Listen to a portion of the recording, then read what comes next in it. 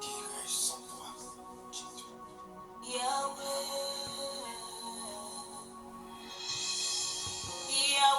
oh, si je te laisse, à qui irais-je? Yahweh, oh, si moi je t'abandonne, mon âme sera perdue. Hey Seigneur, mon âme sera perdue sans toi. J'ai envie de laisser tomber parce que c'est dur. Tu te dis, ah Seigneur, pourquoi? Mais n'abandonne pas. L'épreuve est dure. Je te dis, Seigneur, on se moque de moi. Pourquoi? Je n'en peux plus. Hey! C'est dur. Tu as envie de laisser tomber. Tu te dis, j'en ai marre. Ah, Seigneur. C'est compliqué. Je me souviens qu'il n'y a pas ton pareil. Il n'y a que lui. Tu ne peux pas l'abandonner. Ne laisse pas tomber, mon frère, ma soeur.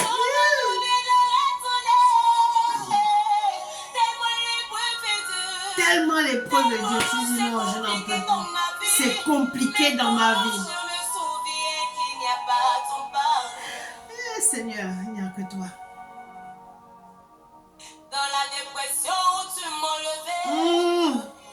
Si je laisse ta main, à qui ai-je? Seigneur, je sais d'où tu m'as enlevé. Bienvenue dans le Seigneur. Ça, c'est ta parole. Tu sais où il t'a enlevé. Quel que soit ce que tu subis encore, mais souviens-toi de là où il t'a enlevé. My God. C'est lui qui a les paroles de la vie. C'est lui. Il a ta vie en main. Il a la solution à tous tes problèmes. Voilà pourquoi je te dis ce soir. Mon frère, ma soeur, n'abandonne pas. Tu es sur le bon chemin et tu as choisi la bonne part.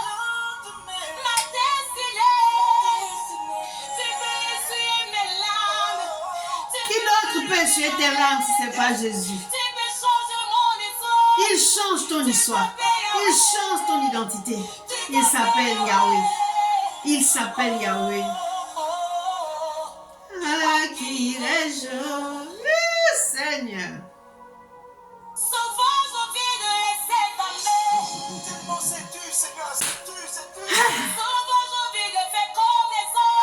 Non, ne fais pas comme les autres. Ne parle pas comme les autres. Ne maraboute pas comme les autres. Ne fétiche pas comme les autres. Ne fais pas de sacrifices humains. Je suis un sacerdoce royal. Je suis un sacerdoce royal. Tu peux changer mon âme. Tu peux relever ma tête. Même si je pleure aujourd'hui, mon lendemain est assuré. Est assuré. Est assuré. Mon lendemain est assuré. À qui irais-je? Ah, Seigneur.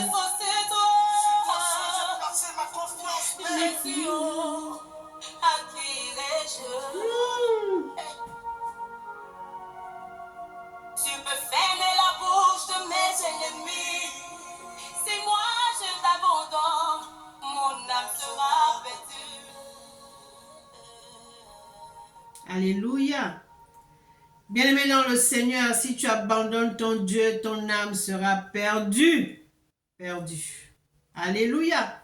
Dieu est merveilleux. Dieu est merveilleux.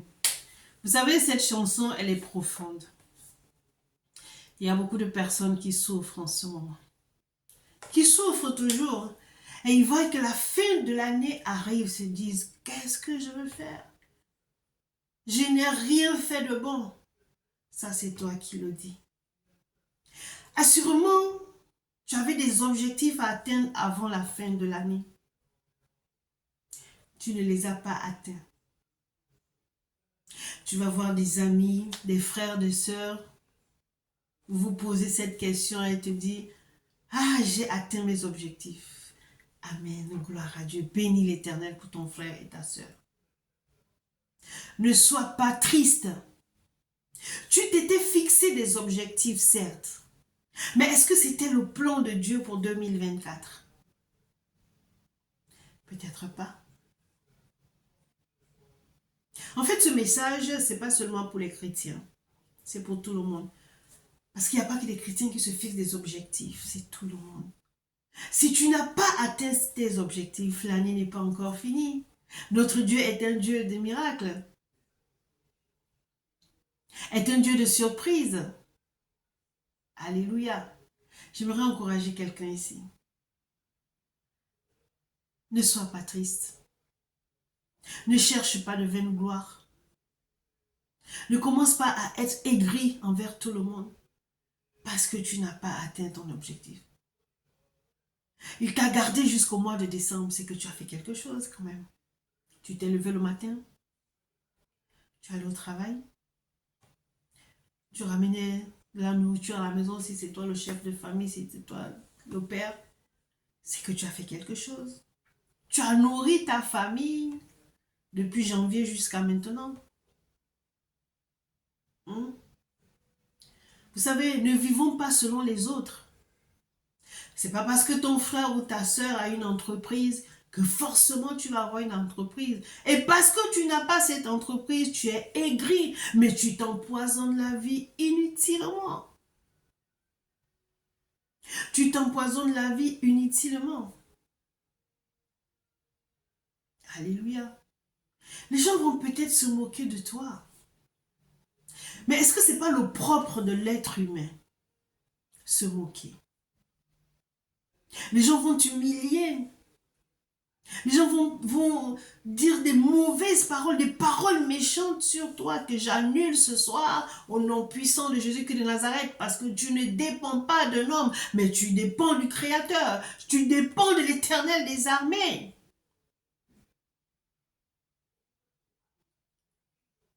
Hein?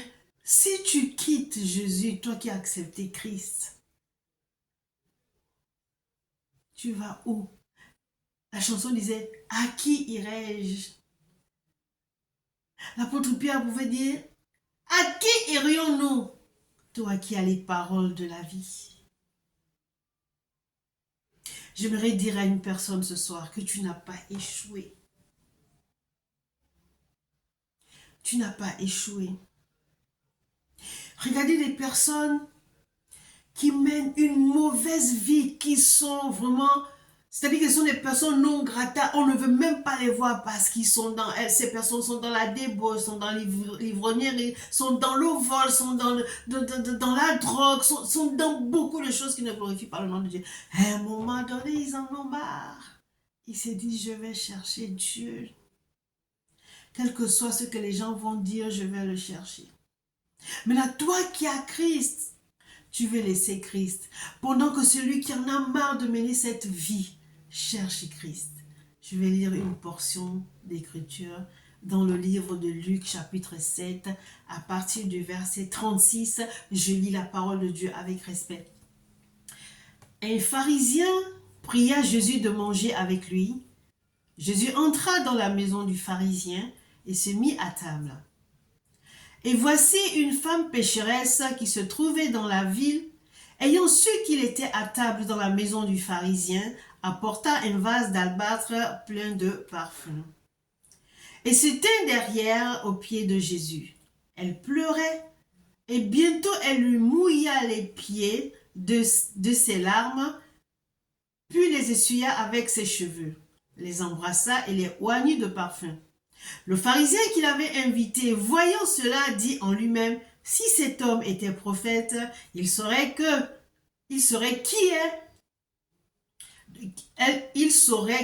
et de quelle espèce est la femme qui le touche.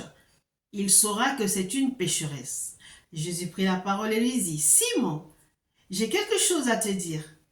Maître, parle, répondit-il. Un créancier avait 2 débiteurs. L'un devait 500 deniers et l'autre 50. Comme il n'avait pas de quoi payer, il leur remit à tous à tous deux leurs dettes.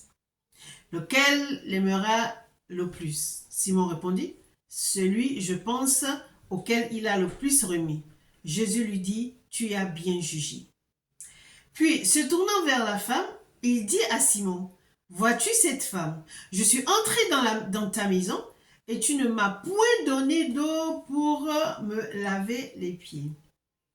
Mais elle les a mouillés de ses larmes et les a essuyés avec ses cheveux. Tu ne m'as point donné de baiser, mais elle, depuis que je suis entrée, elle n'a point cessé d'embrasser mes pieds. Tu n'as point versé l'huile sur ma tête, mais elle a versé du parfum sur mes pieds. C'est pourquoi, je te le dis, ses nombreux péchés ont été pardonnés, car elle a beaucoup aimé. Mais celui à qui on pardonne peu aime peu. Et il dit à la femme, tes péchés sont pardonnés. Ceux qui étaient à table avec lui se mirent à dire en eux-mêmes, qui est celui-ci qui pardonne même les péchés? Mais Jésus dit à la femme, ta foi t'a sauvée, va en paix. J'ai peut-être été longue dans la lecture, mais je voulais quand même lire cette portion d'écriture. Alléluia. Bien aimé, cette femme avait une mauvaise réputation, mais elle a eu le courage d'aller dans cette maison où habitaient les gens qui la connaissaient. Mais ce n'était pas ces gens qui l'intéressaient. C'était la personne qui était rentrée dans cette maison. Je te parle de Jésus-Christ de Nazareth. Alléluia. Elle savait qu'on allait se moquer d'elle. Mais elle savait aussi qu'elle voulait changer de vie. Et que c'était le moment. Qu'elle n'allait pas s'arrêter sur ce que les gens allaient dire. Mais elle voulait voir celui qui allait transformer sa vie. Donc j'aimerais dire à quelqu'un que ce n'est pas parce que les gens se moquent de toi, toi qui es déjà en Christ, que tu vas dire tu as abandonné. Et toi qui veux changer de vie parce que tu en as marre, ne t'occupe pas de ce que les gens vont dire. Parce qu'ils te diront, depuis que tu es là, avec la vie que tu mènes, est-ce que tu crois que Jésus peut te changer? Tu crois que Jésus va t'accepter? Tu crois que Jésus va te prendre dans ses bras? Mais Jésus est venu pour qui? Il n'est pas venu pour toi qui est bien portant, mais il est venu pour cette dame qui est malade. Être malade ne veut pas seulement être alité ou être hospitalisé. La vie qu'elle avait, elle n'était pas heureuse. Lorsque tu n'es pas heureux, tu es malade. Elle a pris la décision de changer. Donc, les dires des hommes, les regards des hommes qui étaient dans cette maison ne l'importaient pas. La personne qui l'importait, c'était Jésus-Christ de Nazareth. Alors, toi qui es déjà dans la bergerie, tu passes par des difficultés. Tu te dis que tu n'y arrives pas. Et tu deviens la risée de ta famille. Si tu es un homme, tu es même la risée de ta femme et de tes enfants parce que tu ne peux plus rien ramener à la maison. Ça ne veut pas dire que tu as échoué. Ça ne veut pas dire que tu dois abandonner Dieu. La vie est un combat. Tu passes par un désert. Ce sont les épreuves de la vie. Alléluia. Jésus a été persécuté. Amen. Il a été injurié. Est-ce que c'est pour autant qu'il n'est pas allé jusqu'à la croix?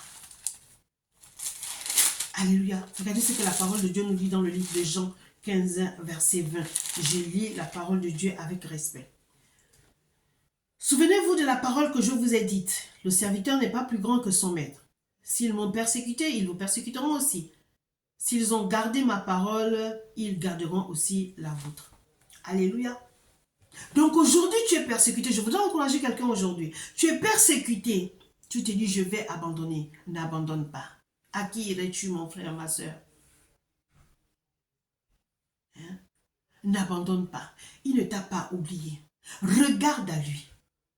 L'avenir, c'est devant. Il te donne rendez-vous au sommet. Mais la route est périlleuse. Tu vas tout droit, tu te dis tout va bien. Tu rencontres quelque chose, tu te cognes, tu te dis non, c'est pas possible. Tu regardes derrière, tu te dis non, j'ai fait une grande marche, je ne peux pas reculer. Il faut que j'avance. Oui, avance.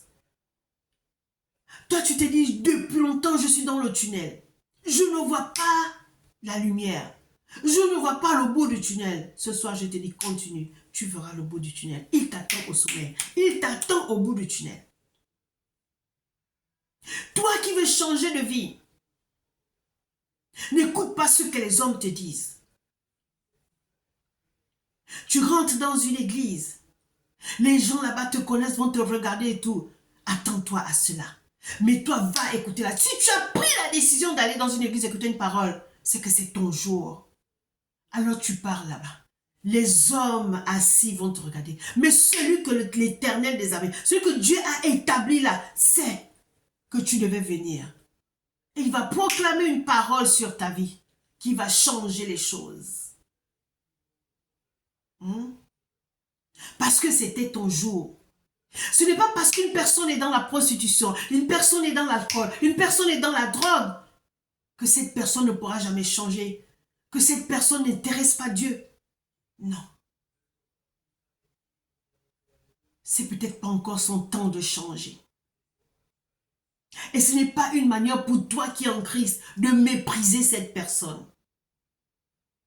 De ternir toujours l'image de cette personne. Elle sait que tu es chrétien ou chrétienne. Elle vient vers toi parce qu'elle veut changer. Toi, tu dis, je n'ai pas de temps je n'ai pas de temps à faire, je n'ai pas de temps à t'accorder. Arrête, ne viens plus me voir, tu me souilles. Mais depuis quand une personne va te souiller comme ça? Quel contact vous avez? La personne va te souiller parce que la personne te parle, elle te souille. Pourquoi? Parce qu'elle est dans la prostitution, parce que cette personne est dans l'alcool, parce que cette personne est dans la drogue. Tu as été sauvé pour être sauvé. Sortons un peu de notre orgueil, de notre arrogance, enfant de Dieu. Ça ne t'apportera rien. Ça ne t'apportera rien. Tu as été sauvé pour être sauvé. N'oublie pas que tu étais là-bas. Tu étais dans la prostitution, tu étais dans la drogue, tu étais dans l'alcool, tu étais dans ces choses, tu étais dans le maraboutage, tu étais là-bas. Gloire soit rendue à Dieu, tu en es sorti. Quelqu'un est venu te prêcher la parole. Et aujourd'hui, cette personne n'est venu lui prêcher la parole, elle ne recevait que des moqueries. Mais elle a pris la décision, elle a dit, il faut que je change. J'en ai marre de cette vie. Et cette personne te connaît, tu la chasses. Elle prend la direction de l'église. Là-bas aussi, elle subit des humiliations. Mais elle n'a qu'un objectif.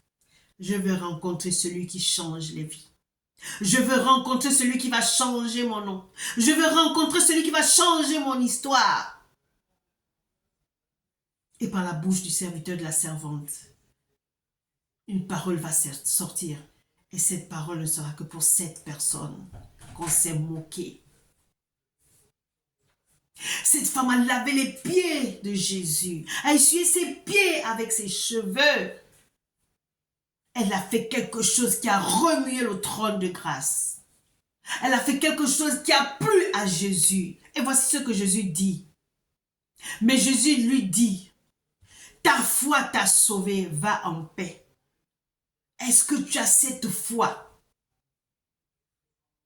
qui déplace les montagnes? Cette foi qui brave les interdits. Cette foi qui te dit, je m'en fous, je m'en vais et je sais ce que je veux. Que la foi de la femme pécheresse soit ton partage. Bien-aimés dans le Seigneur, sortons de l'hypocrisie. Sortons de la haine. Sortons de l'envie. Sortons de la jalousie. Sortons de toutes ces choses. Sortons de toutes ces choses qui nuisent à notre âme, qui nuisent à nos familles, à nos églises. Toutes ces choses nous nuisent. Un temps soit peu, l'amour dont on parle tout le temps, pratiquons cet amour et prônons l'amour. Mais nous voulons être prospères. Je ne parle pas de l'argent. Je parle de la prospérité saine, quoi. C'est-à-dire la prospérité, par exemple, je vais parler de la prospérité familiale. Pour qu'une famille soit prospère, pour qu'une église soit prospère, il faut qu'il y ait la paix. Il faut qu'il y ait l'amour. Il faut qu'il y ait l'unité. Ces trois choses réunies apportent la joie. Et ces trois choses réunies qui apportent la joie appellent la prospérité. On est prospère parce qu'il y a l'entente. On est prospère parce qu'il y a l'amour. On est prospère parce qu'il y a la paix. Et lorsqu'il y a toutes ces choses réunies, ça appelle la prospérité financière. Parce que nous pouvons bâtir ensemble. Bien entendu, Dieu est dedans. Pourquoi? Parce qu'il y a l'amour, il y a la paix, il y a l'unité. Alléluia. Alléluia. Aujourd'hui, nous parlons des traversées. Est-ce que c'est mauvais? Non. Mais tu vas faire la traversée du 31 au 1er janvier avec la rancœur, avec la rancune. Tu ne peux même pas dire bonjour à ton prochain. Il y a quelqu'un à qui tu ne parles pas depuis une semaine. La personne veut venir vers toi parce qu'elle veut que les choses changent. Toi, tu dis non. Et tu es chrétien. Et tu ne changes pas. Et tu dis tu veux faire la traversée. Mais j'aimerais dire à quelqu'un ici qu'on fait la traversée tous les jours. Aujourd'hui, nous allons aller dormir la nuit. Si demain tu vois le jour, ça veut dire que tu as fait la traversée. Bon, le 31 décembre, parce que il n'y a qu'un seul 31 dans l'année. Alléluia, excusez-moi. Alléluia. Alors, j'aimerais dire aussi à quelqu'un aujourd'hui, tu attends le 31 avec impatience. Que tu ailles à l'église, que tu n'ailles pas à l'église, même si tu restes en famille. Est-ce que tu es sûr que ce jour-là, tu vas faire la paix? Est-ce que tu te dis que ce jour-là, la rancune, là, dehors, la jalousie, la haine, la sorcellerie, dehors, libère ma vie? Parce que je veux faire la paix avec ma famille, parce que je veux faire la paix avec mes frères et sœurs, parce que je veux faire la paix avec mes collègues. Si tu n'es pas prêt à faire ça, c'est que tu n'as rien compris.